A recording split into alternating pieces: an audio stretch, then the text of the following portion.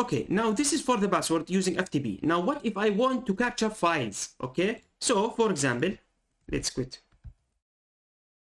from the connection.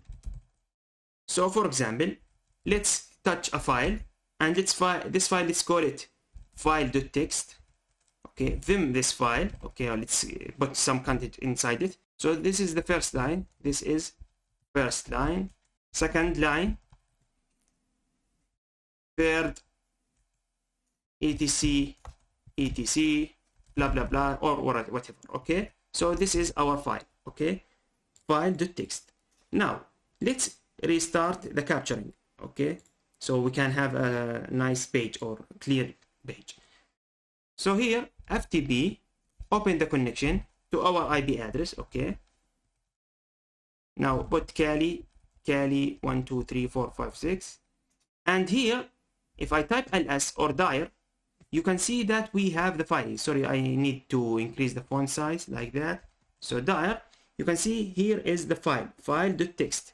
Now I want to get it, so get the file.txt. Okay, and put it /, which means on my current directory, or actually let's put it on the desktop so we can distinguish, because if I put it on the current directory, it is the same Kali home directory. So / desktop. So you can see that transfer is complete.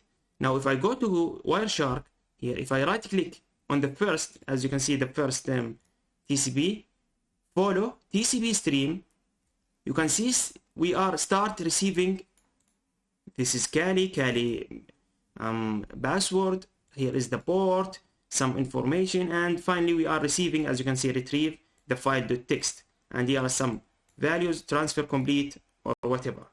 So how to do and how to get the content of the file, which is FTP-data. Press enter, you can see that, yeah, it is here. So from here, right click, TCP stream, you can see that we are receiving some data. This is, remember, when I type dir, so we received the directory or list. Okay, again, let's put FTP-data here, and here you can see we have the retrieve the file list, and here retrieving the file. So follow TCP stream, and here, oh my god, you can see that we are seeing the plain text here completely.